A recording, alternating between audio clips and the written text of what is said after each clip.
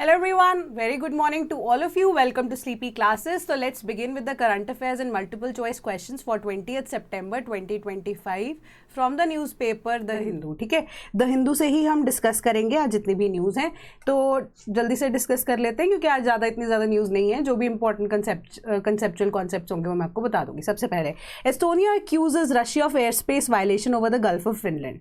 ठीक है, तो अब पोलैंड में लास्ट टाइम देखा गया था लास्ट वीक में कि रशिया के जो ड्रोन का स्वॉर्म है वो आया था. ठीक है, ड्रोन स्वॉर्म जो है एक तरह से काइंड ऑफ अटैक करने की कोशिश ही की गई थी, बट उस चीज़ को न्यूट्रलाइज कर दिया गया था पोलैंड के द्वारा.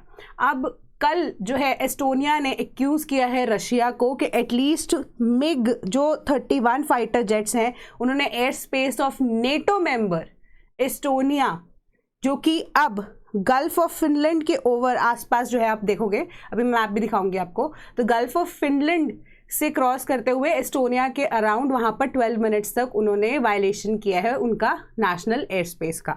ठीक है, सो अब इस वजह से अब आप कह सकते हो कि हल्का सा और ज़्यादा एस्केलेशन पॉइंट ये हो गया कि अगर if this thing is true, क्योंकि अगर एस्टोनिया ने ये चीज़ को अभी सिर्फ और सिर्फ एक्यूज़ किया है, इसकी पुष्टि अभी नहीं हो पाई है. तो लास्ट ही वीक मैंने आपको बताया 20 रशियन ड्रोन जो है ओवरफ्लू द टेरिटरी ऑफ पोलैंड. तो सिंपल सी ये न्यूज़ थी. तो अब नेटो के बारे में हम टाइम एंड अगेन यहाँ पर डिस्कस कर चुके हैं. ठीक है, चलो आपकी रिविजन हो जाएगी. तो मेरे को क्वेश्चन का आंसर बताओ कि दो क्वेश्चन है मेरे दिमाग में कि पहली चीज़ कि नेटो कब इस्टेब्लिश हुआ था.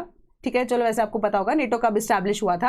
एंड दूसरी चीज़ एस्टोनिया ने नेटो को कब ज्वाइन किया. ठीक है, ये 2 ईयर्स जो है मेरे को बताओगे यहाँ पर. तो क्वेश्चन क्या है, the gulf of Finland is the eastern most arm, ऐसे कर दो, eastern most arm of the Baltic sea. Second, Finland experiences a sub arctic climate. Which of the statements above is और आर करेक्ट. तो इसका correct answer यहाँ पे क्या बनता है, स्टेटमेंट नंबर ए ओनली 1, क्योंकि हमने गल्फ ऑफ फिनलैंड के बारे में डिस्कशन पहले भी की थी.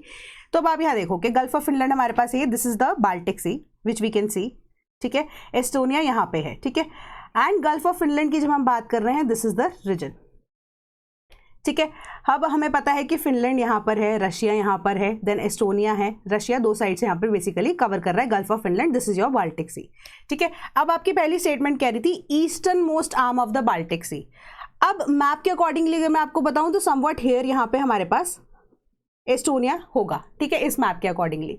ठीक है, तो अब ये ईस्टर्न मोस्ट आर्म है. अब आपको दिख रहा है कि प्राइम मेरिडियन के ईस्टर्न साइड पे है, तो eastern most arm with respect to the Baltic sea जब हम बात करते हैं, दैट स्टेटमेंट बिकम्स करेक्ट. ठीक है, दूसरी चीज है, आपको जो स्टेटमेंट पूछी गई, it experiences a sub arctic climate.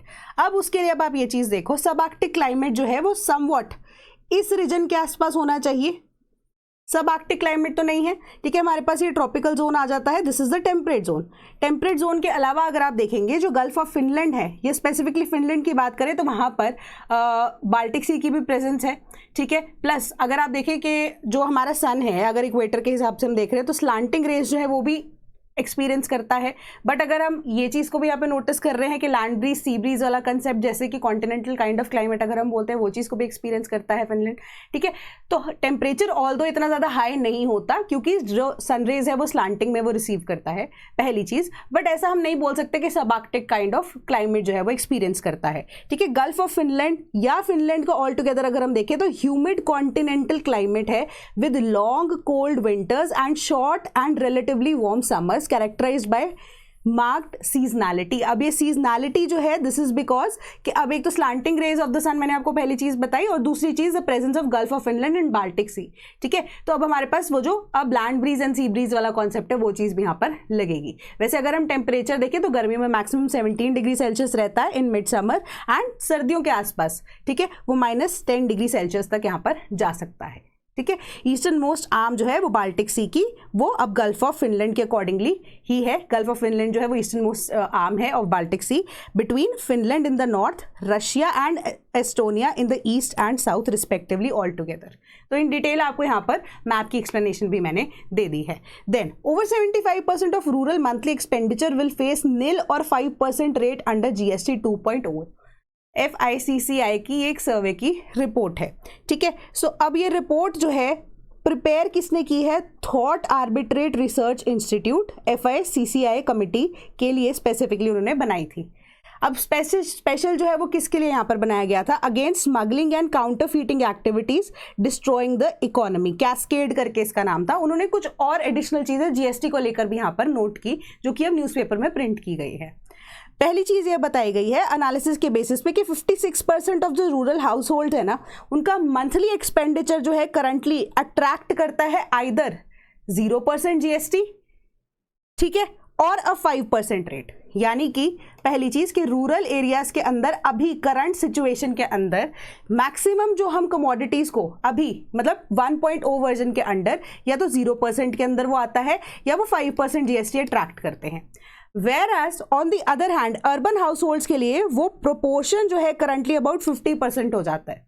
50% कैसे हो जाता है फॉर द अर्बन एरियाज, अगर हम बात करें कि मेजरली जो कंजम्पशन होती है अर्बन एरियाज में वो हायर जीएसटी रेट्स को या हायर जीएसटी स्लैब्स को करंट लेवल्स पे टारगेट करती है या केटर करती है, तो 50% के आसपास जो खर्चा है वो वही निकल जाता है। दूसरी चीज, अब स्टडी की गई item wise GST rates government के monthly per capita expenditure data के बेसिस पे रूरल एंड अर्बन एरिया के अंदर, ठीक है, कि मंथली पर कैपिटा इनकम के बेसिस पे कितना खर्चा रूरल और अर्बन एरियाज के अंदर होता है। आइटम वाइज लिस्ट उसकी यानी कि स्लैब वाइज लिस्ट जो है ना वो बना के दे दी गई है, करंट सिचुएशन की भी एंड अभी आप कह सकते हो 2.0 वर्जन की भी, एंड उसके अलावा भी यहाँ पे रूरल अर्बन जो है वो अलग से आपको डेटा यहाँ पर दिया गया है। ठीक है, अब पहले देखते हैं कि what it is found was that कि जो 29.1% ऑफ द आइटम्स हैं वो करंट जीएसटी रेट स्ट्रक्चर के अंडर वो 0 जीएसटी पे आ जाएंगी। मतलब 29.1% ऑफ द आइटम्स जो अभी जीएसटी में कोई भी टैक्स स्लैब को अगर केटर करती हैं वो 0% पे आ जाएंगी। दूसरी चीज कि these items the account for 36% and 32% of the rural and urban per capita household expenditure। यानी कि अब आप इस चीज से ये भी ड्राइव कर सकते हो कि रूरल एरियाज में जो 5% वाला टैक्स स्लैब था ना वो भी खत्म ही ऑलमोस्ट हो जाएगा, एंड जीएसटी रूरल एरिया से बिल्कुल भी लगा लीजिए कि ऑलमोस्ट 1% के आसपास अब आ सकता है। ठीक है, यानी कि अब आपको ये स्टेटमेंट ये कह रही है कि आइटम्स जो है 36%, ये जो अब 5% आइटम्स हैं इसमें से 36% जो है वो रूरल एरियाज को केटर करती है। ठीक है, एंड इनमें से 32.3% जो है अब अर्बन एरियाज के आसपास जो है वो केटर करती हैं। ठीक है, अब 2.0 जीएसटी के अंडर ये टोटल 29.9% ऑफ द आइटम्स जो है वो अब आ जाएंगी। इट विल कंप्राइज ऑफ दो स्लैब्स जो कि अब निल में आ जाएगी, जो कि हम ऑलरेडी यहाँ पर बता चुके हैं। 29.1, 29.9 ऑलमोस्ट सिमिलर चीज़ है। अभी जो आइटम जो है इन द स्लैब्स या इन द स्लैब ये 36.5% and 32.9% of the rural and urban monthly expenditure को अकाउंट करती हैं। कि ये जो था एक्सपेंडिचर, ये जो स्लैब है अंडर 2.0% वर्जन जो था, अब वो मैक्सिमम हमारा जो खर्चा है in the urban areas and in the rural areas, अगर हम स्पेसिफिकली बात करें तो हमारे जो रूरल एरियाज के अंदर वो 36.5% जो खर्चा है उसको केटर करेगी, एंड हमारे अर्बन एरियाज के अंदर वो 32.9% ऑफ द जो है एक्सपेंडिचर उसको केटर करेगी। अब 14.7% of the total items that face 5% GST rate. अब मैं दोबारा इसको यहाँ पर क्लियर करके सारा बताती हूँ आपको कि अब टैक्स वाइज या स्लैब वाइज उन्होंने क्या चीज़ों को यहाँ पर बताया है, जो चीज़ें आपके लिए मेजरली इंपॉर्टेंट यहाँ पर हो सकती हैं अगर आपको कोट करनी पड़ जाए यहाँ पर, कि अप्रॉक्सीमेशन में से अगर आप मेंस का आंसर लिख रहे हो तो उसके केस में आप लिख सकते हो। ठीक है, अब बात आती है आपकी 5% टैक्स स्लैब की। ठीक है, कि 14.7% ऑफ द टोटल आइटम्स अभी करंट बेसिस पे 14.5% ऑफ द आइटम्स जो हैं वो 5% जीएसटी अट्रैक्ट करती हैं। Then and account for 20.3% and 18.2% of the rural and urban monthly expenditure. ठीक है, तो रूरल एरिया की बात करें एंड अर्बन एरिया की बात करें तो रूरल एरिया के अंदर 20.3% एंड अर्बन एरिया में 18.2%। ठीक है, सिंस 5% एंड 0% के बीच में ही हमारा जीएसटी जो है वो रूरल एरियाज के अंदर केटर किया जा रहा था विद 1.0 वर्जन के अकॉर्डिंगली। अब अभी एग्जिस्टिंगली अगर हम देखें तो 2.0 वर्जन हमारे पास क्या प्रोवाइड करेगा। अब 5% स्लैब जो है वो 40% ऑफ द आइटम्स को कंप्राइज करेगा। 14% से ये सीधा 40.5% पे आ गया, of the items which will account for 38.3% and 33.3% of the rural and urban areas. तो रूरल एरियाज में यहाँ पर हमारे पास आ गया वो 38.8% एंड अर्बन एरियाज की अगर हम बात करें तो 33.3%. तो अब आप इससे ये भी चीज़ भी देख सकते हो कि रूरल एरियाज के लिए ना ये फ़ायदा हो सकता है, क्योंकि वो भी अब महंगी चीज़ें जो हैं सिंस जीएसटी का रेट कम हो गया उसको भी परचेज कर सकते हैं. 2 स्लैब्स रहेंगे ना हमारे पास, ठीक है, 5% की और 18% की. तो कुछ आइटम्स ऐसी हैं 12% वाली जो कि अब 5% में गई हैं, कुछ 18% में गई हैं, तो उसी के अकॉर्डिंगली, ठीक है. एक स्टेटमेंट तो ये कहती है. अब 12% स्लैब जो कि पहले एग्जिस्ट करती थी करंट बेसिस पे, वो क्या बता रहे हैं, currently accounts for 21% of the items and 14% जो है वो रूरल एरियाज का एक्सपेंडिचर जो है मंथली उस पे जाता है, एंड अर्बन एरियाज का 10.8% of the urban monthly expenditure जाता है पर कैपिटा बेसिस पे, ठीक है. बट अभी जो स्लैब है it will no longer exist after September 22. तो ये चीज़ जो है आपकी ऑलमोस्ट खत्म हो जाती है. तीसरी स्लैब की बात करता है ये 18% के बारे में कि करंट रेट्स पे अगर हम देखें कि 18% जो है currently accounts for 26.6% of the items जो कि लिस्ट में होती हैं जीएसटी कैलकुलेशन के लिए. एंड इसमें से अगर हम रूरल एंड अर्बन की बात करते हैं तो रूरल एरियाज के अंदर 15.4% and 16.9% in the urban areas ये अकाउंट करती हैं. अब 2.0 वर्जन के अंडर ये जो स्लैब है 23.1% ऑफ द आइटम्स को केटर करेंगी, अप्रॉक्सीमेटली 23%, एंड 12% जो है इसी के अंदर 12.3% and 14.1% of the rural and urban monthly expenditure को ये केटर करेगी. चौथी स्लैब जो है 28 स्लैब है, 28% स्लैब जो है, इसके बारे में डायरेक्टली यहाँ पर कुछ रिपोर्ट में नहीं बोला गया, बट इसमें यही इंक्लूड किया गया है डेटा कि इक्वल और ग्रेटर दैन 28% कैटेगरी के under 2.2% of the items currently ये केटर करता है, ठीक है. And rural and urban areas में 1.7% एंड अर्बन एरियाज में देखिए 2.3% of the monthly rural and urban पर कैपिटा एक्सपेंडिचर इसके ऊपर हुआ था, ठीक है. उसके बाद ये कैटेगरी जो है, अब इस कैटेगरी को स्पेसिफिकली नई कैटेगरी के अंदर जो कि 40% स्लैब के अकॉर्डिंगली जीएसटी को अट्रैक्ट करेगी, इनको हम क्या बोलते हैं, सिन गुड्स वाली जो कैटेगरी है उसके अंदर डाल दिया गया है. एंड इसमें अब नंबर ऑफ आइटम्स कितनी हो जाएंगी, 0.5% एंड 0.2% आइटम्स जो कि अब अर्बन एंड रूरल एरियाज के अंदर कंज्यूम की जाती हैं. ऑल टुगेदर ये सारी चीज़ें यहाँ पर आपको बताई गई, ठीक है. और कुछ एक्स्ट्रा यहाँ पर नहीं है, काफ़ी ज़्यादा डेटा है, तो आई जस्ट रिक्वेस्ट यू कि इसको एक बार पढ़ लेना. टेलीग्राम जब ग्रुप है आपका उसके अंदर ये इमेज शेयर हो गई होगी या हो जाती है जैसे ये वीडियो पब्लिश होती है उसके बाद से, तो आप इसको एक बार गो थ्रू कर लेना, ठीक है. अब इसी के बेसिस पे आपको मैं क्वेश्चन दे रही हूँ डेटा के बेसिस पे, चाहे आप पिक्चर को देखकर यहाँ पर देख सकते हो कि which among the following statements is correct. पहली स्टेटमेंट है कि 28% category accounts for 22% of the items currently and 1.7% of the monthly rural expenditure, rural per capita expenditure. दूसरी स्टेटमेंट है कि under GST 2.0 the nil slab will comprise 29.9% of the total items. तीसरी statement है कि about 20.7% of the total items face 5% GST rate currently. चौथी statement कह रही है 19.1% of the items under the current GST rate structure faces nil GST. तो इसका correct answer हमारे पास बनता है स्टेटमेंट नंबर बी. पहली स्टेटमेंट जो है आपको यहां पर बोली गई कि 28% कैटेगरी, मतलब जो 28% का जो टैक्स स्लैब है वो अकाउंट करता है for 22% of the items.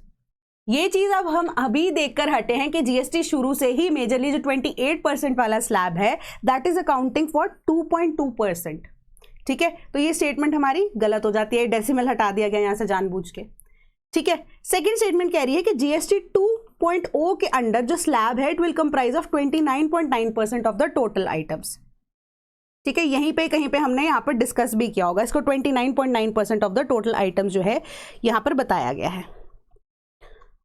GST 2 के अंडर जो इनिशियली हमारे पास 29.1% ऑफ द आइटम्स थे, अब वो 29.9% ऑफ द टोटल आइटम्स यहाँ पर हो जाएगी.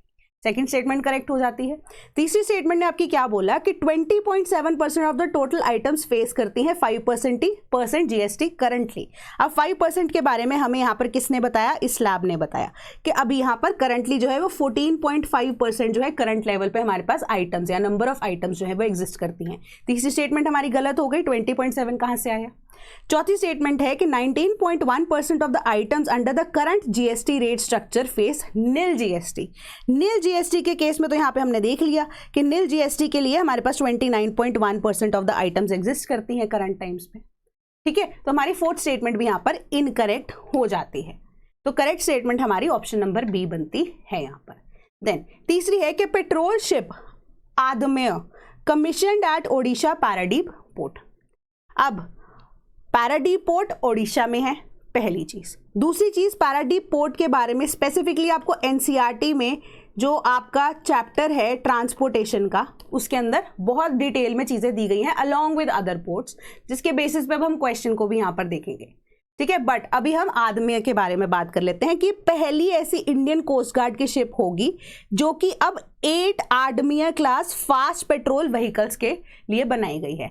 अब आगे से आपको कोई बोले कि जो आदमेय क्लास है या आदमेय ए यहाँ पर है, आदमेय क्लास ऑफ शिप्स हैं या जो वेसल्स हैं वो किसके लिए हैं, ठीक है, स्पेसिफिकली वो पेट्रोल व्हीकल्स हैं। तो आपको ये चीज के बारे में पता होना चाहिए, पेट्रोल व्हीकल्स या पेट्रोल वेसल्स अगर आपको स्पेसिफिकली कोई कहे तो आदमिया क्लास जो है स्पेसिफिकली हमारे पास वेसल्स के लिए है जो पेट्रोलिंग कंडक्ट कराती है। जैसे अब हमने यहाँ पर डिस्कस किया था तलवार क्लास के बारे में भी, नीलगिरी क्लास के बारे में भी, सबकी अपनी अपनी इंपॉर्टेंस है। तो जो आदमिया यहाँ पर हमारे पास स्पेसिफिकली क्या है, क्लास है, वो पेट्रोल व्हीकल्स होंगी।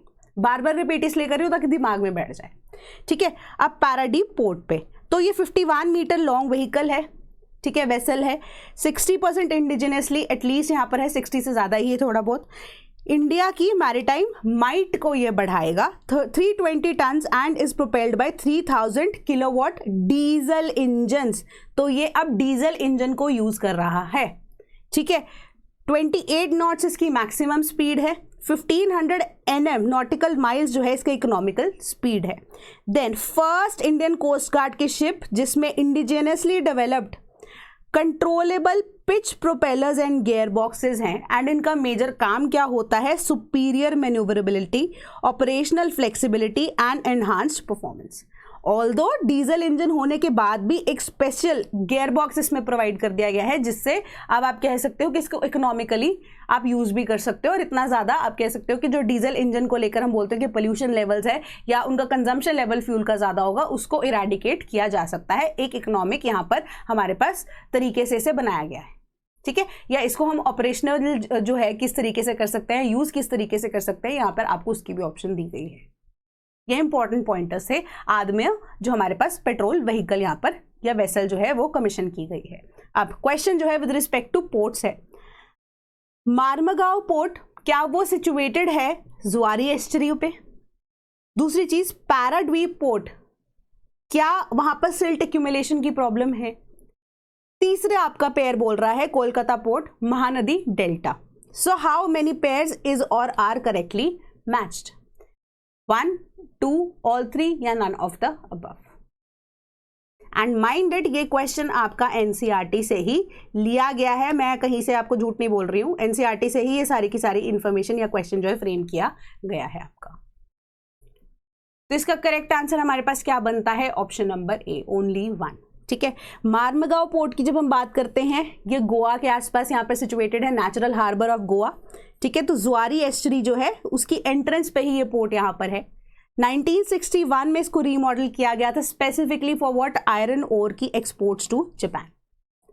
ठीक है, अब इसकी वजह से कोंकण रेलवे जो है उसको भी लेटर ऑन डेवलप किया गया एंड महाराष्ट्र तक इसको आगे भेजा भी गया। कर्नाटका, गोवा एंड सर्दर्न महाराष्ट्र तक ये कवर कर सकते हैं, यानी कि जो रेलवे की डेवलपमेंट हुई, कनेक्टिविटी प्रोवाइड की। दूसरा है आपका पाराद्वीप पोर्ट, महानदी डेल्टा पे सिचुएटेड है, 100 kilometers from Cuttack and deepest harbour है, suited to handle very large vessels.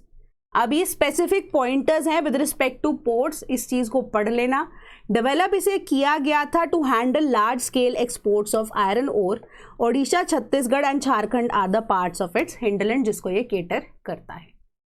तीसरी चीज आती है सिल्ट एक्यूमुलेशन के लिए। उसके लिए कोलकाता पोर्ट जो है वो काफ़ी ज़्यादा प्रॉब्लम, दिक्कत जो है वो फेस करता है। क्यों? क्योंकि जो कोलकाता पोर्ट है वो हुगली रिवर पे बनाया गया है। अब हुगली रिवर जो है बेसिकली आप देखोगे कि वो क्या है, ज़्यादातर तो सीजनल रिवर है। अब क्या होता है हमारे पास, हमने फरक्का बैरेज के बारे में यहाँ पर डिस्कस किया था।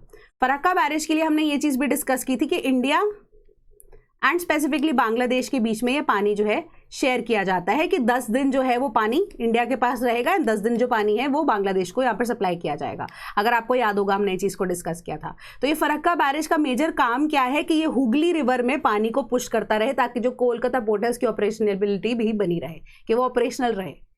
ठीक है, तो इस चीज़ को भी थोड़ा सा अब इंटरकनेक्ट करना शुरू करो। हर एक चीज़ आपको रिटर्न में यहाँ पे नहीं मिलेगी, स्टोरीज को बनाना थोड़ा सा शुरू करो, तभी आप इन्फॉर्मेशन जो है इसको गैदर कर पाओगे, इंटरलिंकेजेस को यहाँ पे ड्रॉ कर पाओगे।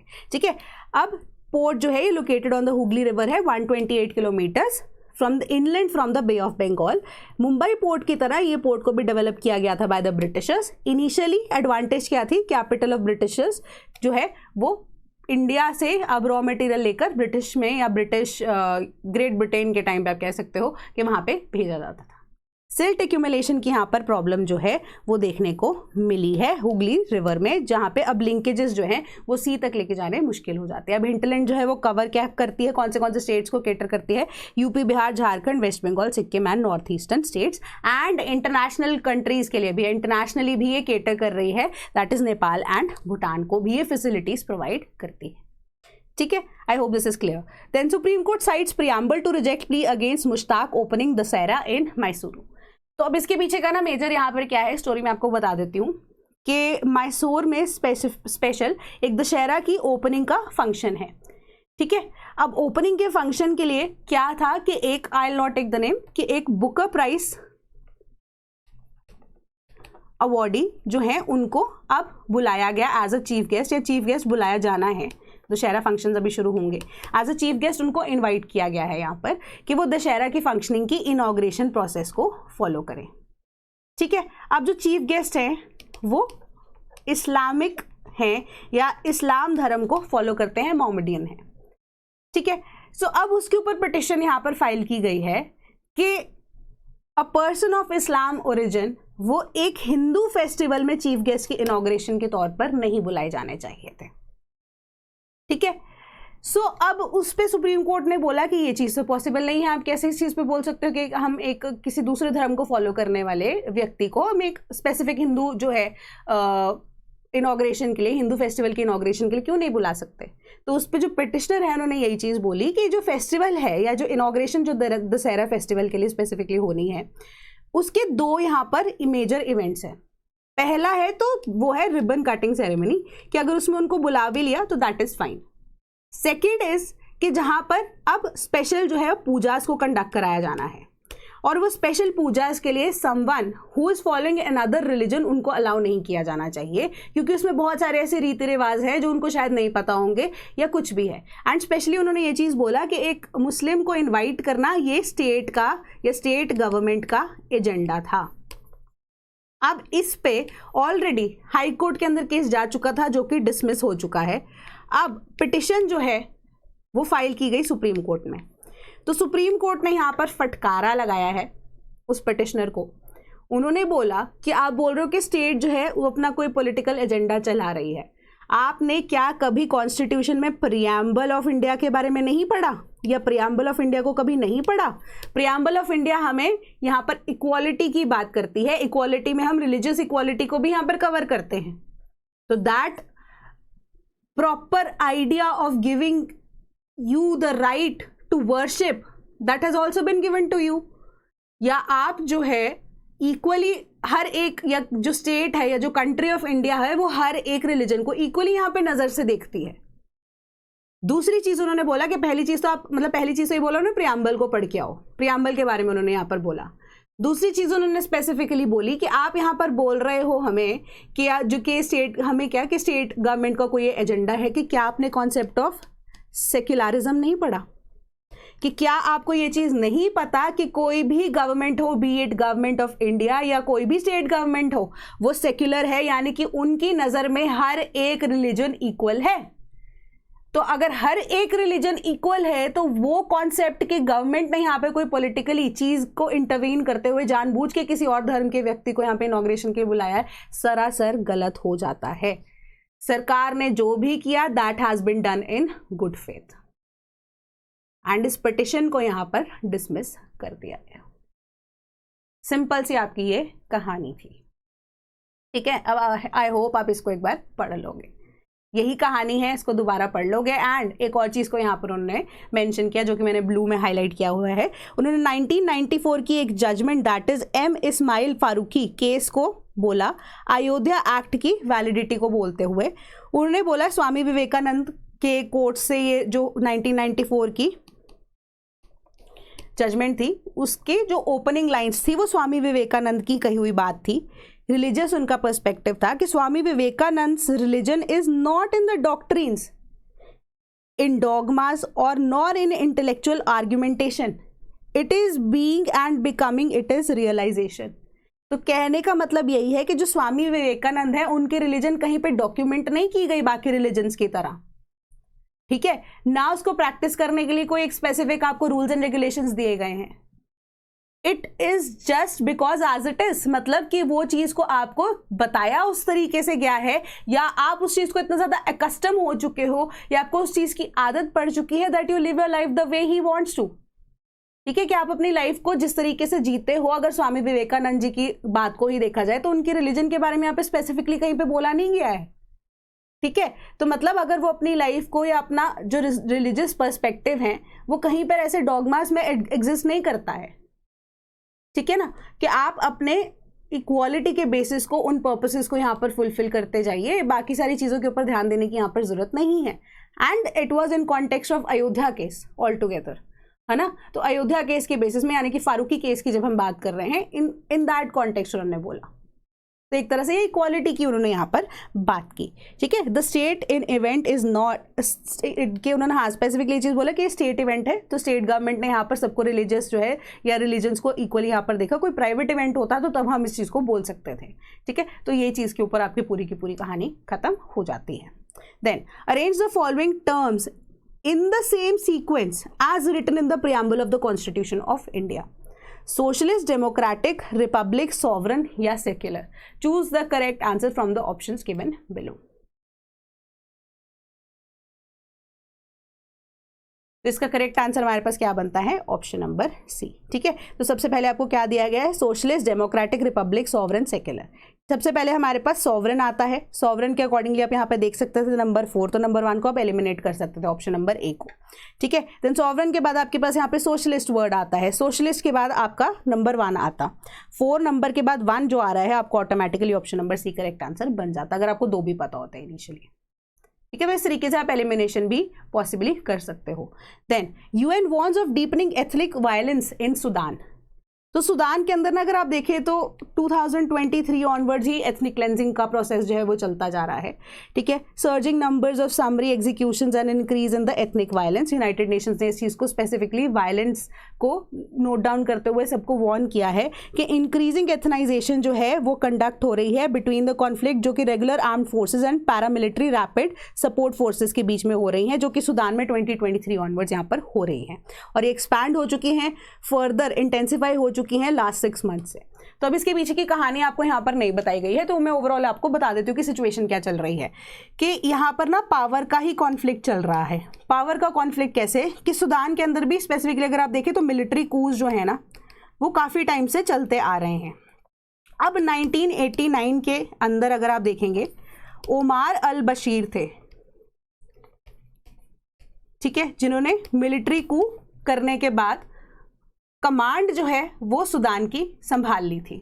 अब 1991 के आसपास तक तो सब कुछ सही था, 1991 भी क्या, ठीक है, इवन कि 2001 के आसपास तक भी अगर आप देखो या 21 के आसपास तक भी देखो तो ये सारी की सारी सिचुएशन बिल्कुल करेक्ट थी, ठीक है। 2021 के अंदर फाइनली क्या होता है कि जो लोग हैं वहाँ की जनता भड़क जाती है, ठीक है, उन्होंने क्या किया, उन्होंने बोला कि he needs to step down, Omar al Bashir जो है he needs to step down and finally जो है वो स्टेप डाउन कर भी जाते हैं यहाँ पर। ठीक है, एंड जनता क्या चाहती थी कि हमें यहाँ पर डेमोक्रेसी चाहिए।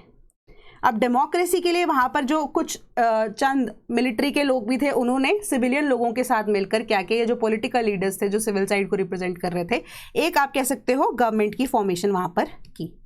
अब वो जो गवर्नमेंट है उसको भी यहाँ पर गिरा दिया गया। ठीक है, गवर्नमेंट गिरा दिया गया इन अनदर कू, एक और मिलिट्री कू यहाँ पर होता है, उसके बाद गवर्नमेंट गिर जाती है। अब एक्चुअली में पिक्चर में आती है जो सूडान की आर्मी है और दूसरी साइड हमारे पास पिक्चर में आती है rapid support force that is RSF. ठीक है, अब दोनों के ही एक लीडिंग पर्सन्स होंगे।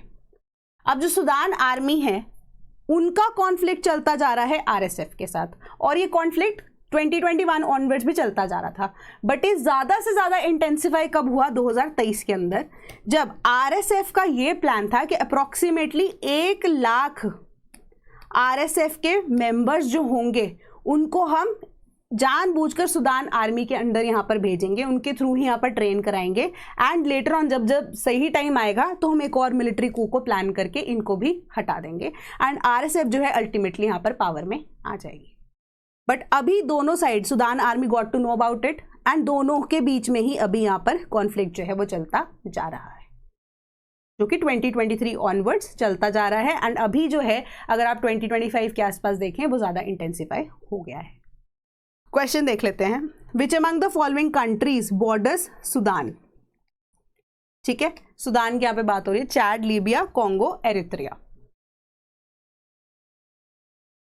यहाँ पे वैसे डज नॉट बॉर्डर आना चाहिए था, डज नॉट बॉर्डर सूडान। ठीक है, तो इसको यहाँ पर चेंज कर लेना, चैड, लीबिया, कॉन्गो या एरित्रिया। तो इसका करेक्ट आंसर हमारे पास बनता है option number C, that is हमारा कॉन्गो। ठीक है, कॉन्गो आप यहाँ देखेंगे एंड स्पेसिफिकली अगर हम सूडान की बात कर रहे हैं, साउथ सूडान मेंशन नहीं किया गया था, आपको सूडान की बात की गई थी। ठीक है, सूडान का बॉर्डर अगर हम देखें यहाँ पर चैड है, लीबिया है, इजिप्ट है एंड देन एरित्रिया है, इथोपिया है, साउथ सूडान है। ठीक है, अकॉर्डिंगली हमारे पास ये बॉर्डर शेयर करते हैं एंड देन कॉन्गो की अगर हम बात करें दैट इज साउथ सूडान के साथ उसका यहाँ पर बॉर्डर लगता है। ठीक है, सो ऑल टुगेदर आपको ये डिटेल में बता दिया गया है कि कोस्ट लाइन जो है इसकी अलोंग द रेड सी भी है, तो this is your Red Sea. Then हमारे पास न्यूज़ क्या है, Trump declines to approve military aid package to Taiwan. अब आप देखोगे कल ताइवान के साथ मिलकर अंडर वाटर यहाँ पर मिसाइल्स बनाने की बात हो रही थी। ठीक है, just to counter China and Taiwan के एनेक्सेशन यहाँ पर ना हो पाए। सो अब यूएसए ने डिक्लाइन कर दिया कि हम 400 मिलियन की मिलिट्री एड जो है वो ताइवान को नहीं देने वाले।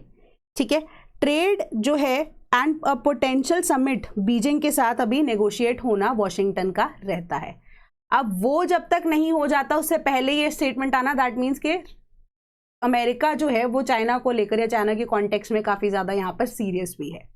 ठीक है, अब जो डिसीजन जो है, sharp departure from the US policy towards democratic island which faces constant threat from invasion by China, that is Taiwan की यहाँ पर बात की जा रही है कि ताइवान एक ऐसा नेशन है, ऐसा आइलैंड नेशन है जिसको कॉन्टिन्यूसली थ्रेट रहता है कि अब वो चाइना के द्वारा उसकी इन्वेजन ना हो जाए।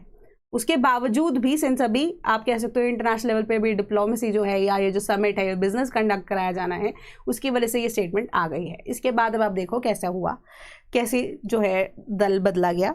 While the US stopped recognizing Taiwan in late 1970s in favour of China. ठीक है, इंटरनेशनल लेवल पे ताइवान को रिकॉग्नाइज नहीं करता 1970s ऑनवर्ड यूएस से। ठीक है, तो चाइना को ही वहाँ पर सपोर्ट कर रहा है।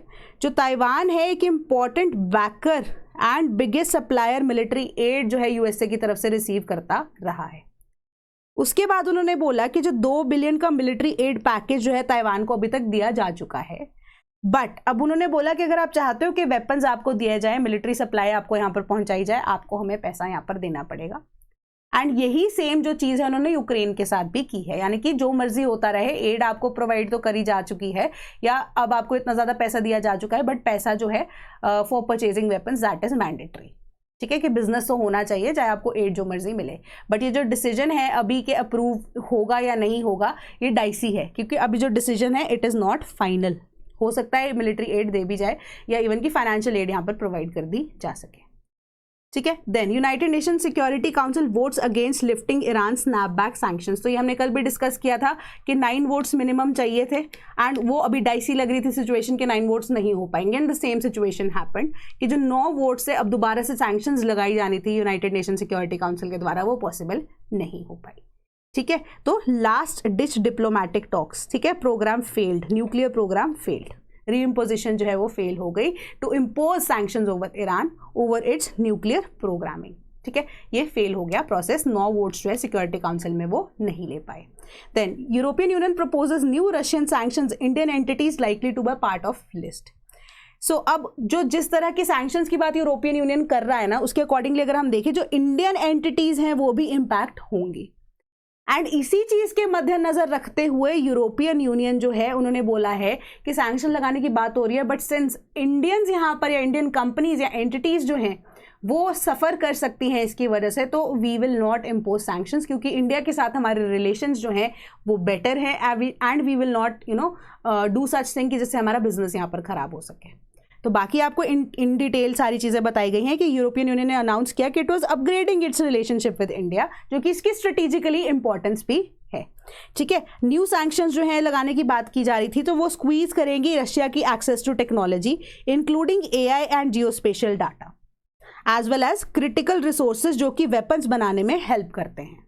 अब वेपन्स बनाने में सप्लाई जो है वो इंडिया एंड चाइना की तरफ से भी जाती है, या रॉ मटेरियल जो है वो इंडिया एंड चाइना की तरफ से भी रशिया को जाता है, तो इन दैट केस वो भी सैंक्शंस का पार्ट बनते हैं बट वो चीज़ को यहाँ पर नहीं किया जाएगा कि Indian entities have been subject to Russian related European Union sanctions in the previous rounds, but अभी के लिए यहाँ पर वो चीज़ नहीं है। And US president also said कि इंक्रीज प्रेशर जो है वो यूरोप की तरफ से कि रशिया को रोका जा सके कि वो यूक्रेन के ऊपर ही अत्याचार ना करे एंड इवन यूरोपियन यूनियन को ये भी बोला गया था US के द्वारा कि आप अप्लाई करो tariffs on India and China for the trade with Russia, ये हमने पहले भी डिस्कस किया था।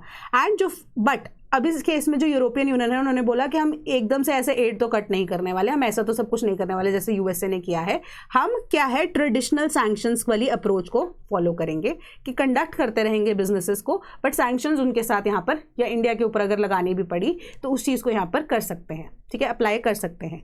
ऑल्दो जो कमीशन है ऑन फ्राइडे उन्होंने प्रपोज किया कि टोटल बैन लगा दिया जाना चाहिए on the import of Russian LNG bye जनवरी 2027, ठीक है, कि टोटल बैन प्रपोज किया गया है वो लगा दिया जाना चाहिए बट ये चीज़ टेक्निकली पॉसिबल नहीं होगी, ठीक है। कितना ही ज़्यादा इंटरनेशनल मार्केट में आप वो वॉइड को फिल कर पाओगे जो रशिया आपको यहाँ पर ऑयल प्रोवाइड कर रहा था, कैसे ही कर पाओगे, ठीक है। USA ने ये भी बोला कि सैंक्शंस जो है वो रशिया के ऊपर बढ़ाई जा सके एंड यूरोपियन यूनियन जो इम्पोज करता है tariff on China and NATO countries they must stop buying oil from Russia, ठीक है। बट अब जो है वो रशिया से बहुत मिनिमल क्वांटिटी में बट स्टिल परचेज किया जाता है ऑयल या इंपॉर्टेंट सप्लाईज को NATO नेशंस के द्वारा as well as European Union के नेशंस के द्वारा भी अभी भी वो कंडक्ट हो रहा है। इसके अलावा और बहुत सारी कमोडिटीज़ जिनमें iron and steel, fertilisers and nickel जो है वो परचेज करते हैं NATO nations and European Union वाले nations from Russia all together,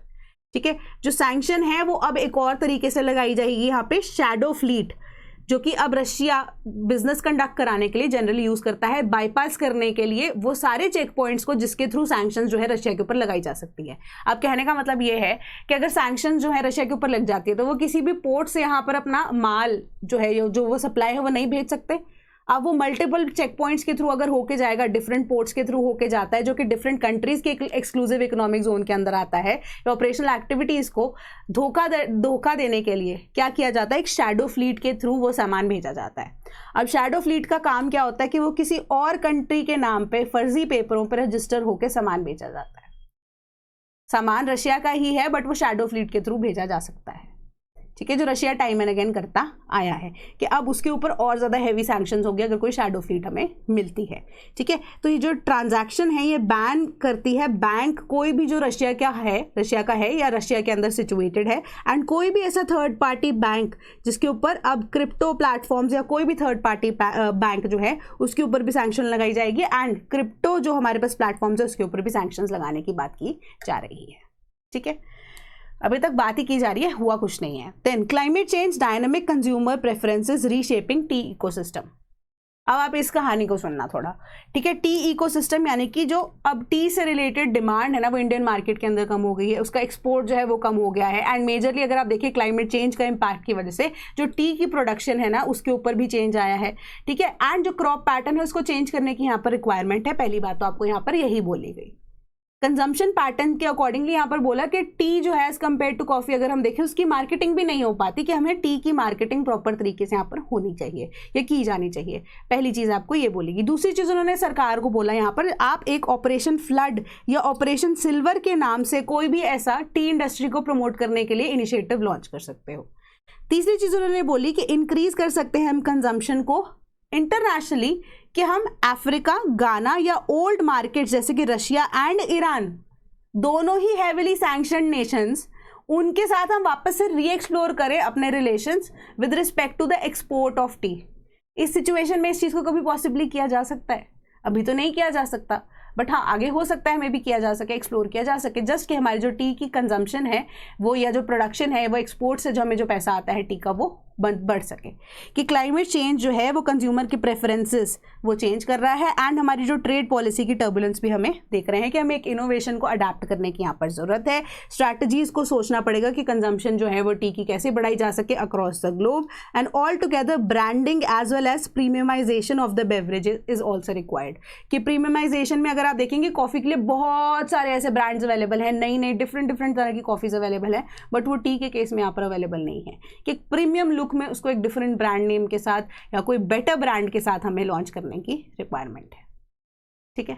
simple सी बात थी। Then Kerala eyes seafood sector partnership with European Union. तो यूरोपियन यूनियन के अब आपको पता है कि ट्रेड टॉक्स जो है वो इंडिया के साथ यहाँ पर शुरू हो गए हैं। केरला के कॉन्टेक्स्ट में अगर हम देखें तो अब सी फूड सेक्टर में ग्रोथ की बात देखी जा रही है। हमने अब आप इसका जो स्टोरी है ना वो कॉन्टेक्स्ट जो है इसके साथ भी जोड़ सकते हो, कि जो कि हमारे पास श्रिम्प फार्मिंग की बात की थी, जिसमें हमने श्रिम्प फार्मिंग की बात की थी, जिसमें वो मांग रहे थे एमएसपी क्योंकि उनको लॉसेस होने के चांसेस हैं। जिसमें मैंने आपको स्पेसिफिकली बोला कि हर एक कंपनी, एक सिंगल कंपनी अप्रॉक्सीमेटली 149 से 150 करोड़ के आसपास यहाँ पर लॉस देख सकती है after the festive season in USA ends. उसके बाद कि उनके पास ऑर्डर नहीं है। हमने ये चीज़ को डिस्कस किया था अगर आप रेगुलरली फॉलो कर रहे हो तो। अब 2 डे की ब्लू इकोनॉमी कॉन्क्लेव जो है वो कोवलम केरला के अंदर यहाँ पर ऑर्गेनाइज की गई थी। यूरोपियन यूनियन में यहाँ पे जो रिप्रेजेंटेटिव्स आए थे उन्होंने यहाँ पर डिस्कस किया कि मेरीन प्रोडक्ट सेक्टर में कैसे आप हमारी हेल्प कर सकते हो। उन्होंने यहाँ पर बताया कि यूएस के इम्पोर्ट टैरिफ की वजह से हमारे पास कितना ज़्यादा चैलेंजेस हमें सी फूड सेक्टर के अंदर फेस करना पड़ रहा है। स्पेसिफिकली अगर हम केरला की बात करें तो उन्होंने क्या किया, blue economy and the European union की कोलैबोरेशन के लिए बात की। एंड नाम क्या रखा गया इसका, blue tides Kerala European union blue economy conclave, तो कि अब स्टेट की फिशरीज डिपार्टमेंट ने ऑर्गेनाइज किया था।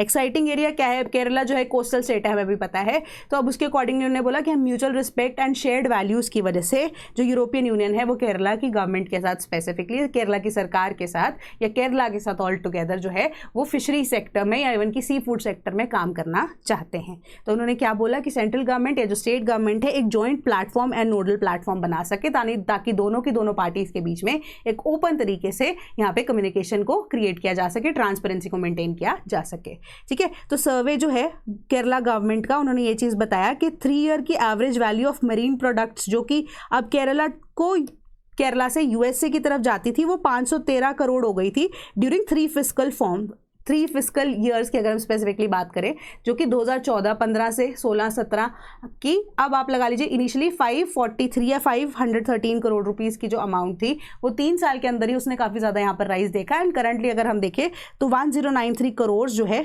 मैक्सिमम उसकी वैल्यू पाई गई। अब उसके बाद जो टैरिफ्स है उसके बाद ये जो सेक्टर है it was hit hard, but European union ने यहाँ पर फ्रेंडशिप का हाथ बढ़ाया इंडिया के लिए। Then Pakistan to share nuclear deterrent with Saudi Arabia under the new pact. तो इसके तहत अब हमें पता है कि कंट्री का न्यूक्लियर प्रोग्राम जो है it will be made available to Saudi Arabia also. कल हमने ये चीज़ को भी डिस्कस किया था कि सऊदी अरेबिया ने टाइम एंड अगेन जब सैंक्शंस यूएसए की तरफ से पाकिस्तान के ऊपर भी लगाई थी उस टाइम पे भी खुला पैसा जो है वो भेजा गया था रियाद से टू पाकिस्तान, है ना। तो शुरू से ही न्यूक्लियर एक्टिविटीज़ या न्यूक्लियर ऑपरेशंस में इक्वली यहाँ पर सऊदी भागीदार रहा है पाकिस्तान के लिए। तो अब कोई भी ऐसा डेटरेंस वाला इशू अगर आ जाता है तो पाकिस्तान जो है वो जॉइंटली यहाँ पर सऊदी की हेल्प भी करेगा, ठीक है। कि अब जो है kingdom it is under the umbrella of Pakistan and all together Pakistan and Saudi Arabia का मिलिट्री टाइज जो है वो काफ़ी टाइम से, डेकेड से इंटरनली चल रहा था, बट अब उसको ओपनली यहाँ पर दिखाया जा रहा है, जो कि एक सिग्नल है टू इजराइल, जो कि अब it is believed to be West Asia's only nuclear armed nation. तो अब जब कतर के ऊपर अटैक होता है, सेम चीज़ आपको यहाँ बताई गई है, कतर के ऊपर अगर अटैक हो सकता है तो किसी और कंट्री के ऊपर भी अटैक हो सकता है। उस वजह से डर के सऊदी ने एक तरह से आंख दिखाई है टू इजराइल, जिस वजह से अब देखिए कि आप न्यूक्लियर अटैक्स के लिए या इवन न्यूक्लियर पैक्ट के लिए भी ये तैयार हो चुके हैं एक दूसरे के साथ। बाकी किसी कंट्री ने यहाँ पे अभी इसके ऊपर कोई भी कह सकते हो अपनी टिप्पणी या कोई कॉमेंट यहाँ पर नहीं किया है। एंड पाकिस्तान की न्यूक्लियर कैपेबिलिटी की बात करें, it was establish long ago, जो पाकिस्तान की तरफ से ऑफिशियली स्टेटमेंट आई है। And when we conducted test, जो फोर्सेज है they are trained for the battlefield as a whole, कि an attack on one nation would be an attack on both, ठीक है। कि सऊदी अरेबिया जो है it has been linked to Pakistan nuclear programme for long past time के through, and generous financial support जो है पाकिस्तान को दी गई थी, जो कि एनेबल करती है न्यूक्लियर प्रोग्रामिंग को कि वो कंटिन्यू कर सके in spite of being sanctioned by USA, ठीक है। कि परस्यूट ऑफ द बॉम्ब बनाने के लिए पाकिस्तान जो है यूएसए से सैंक्शन फेस कर रहा था, बट स्टिल वो कंटिन्यू रहा प्रोग्राम, ठीक है। कि काउंटर किया जा सके इंडिया के एटॉमिक पावर को, पाकिस्तान ने इसलिए न्यूक्लियर वेपन्स को डेवलप किया था। बट करंटली अगर हम वॉरहेड सिचुएशन में देखें तो इंडिया के पास 172 न्यूक्लियर वॉरहेड्स हैं, पाकिस्तान के पास 170 है, जो कि अब डेटा यहाँ पर पब्लिश किया गया है by Bulletin of Atomic Scientist. अब एक्चुअली में क्या है वो हमें नहीं पता, ठीक है। तो in case if you preparing for UPSC we have an ongoing batch for you. कोई भी बैच से रिलेटेड इंक्वायरी होती है तो 1800-890-3043 के ऊपर हमें आप कॉल भी कर सकते हैं, sleepy.classes@gmail.com पे भी आप हमें ईमेल कर सकते हैं। कमेंट सेक्शन तो आपके पास अवेलेबल है ही। कोई भी अगर आप एक्टिव कोड भी लगाते हैं ना इस पर्टिकुलर अमाउंट के ऊपर, आपको फर्दर और डिस्काउंट मिल जाते हैं। जैसे अभी नवरात्रि है, ठीक है, तो नवरात्रि अगर आप कोड लगाते हैं, ठीक है, नवरात्रि अगर आप कोड लगाते हैं तो ऑल टुगेदर आपको ये 20% डिस्काउंट मिलेगा, ठीक है। तो फिर ये 10% डिस्काउंट आपको लेने की जरूरत नहीं है, फिर आपको इसके इस अमाउंट के ऊपर 20% डिस्काउंट यहाँ पर मिल जाएगा। Same goes for the test series. तो कोई भी डाउट होता है तो आप कमेंट बॉक्स में ज़रूर बताना। That is all from my side today. Thank you so much.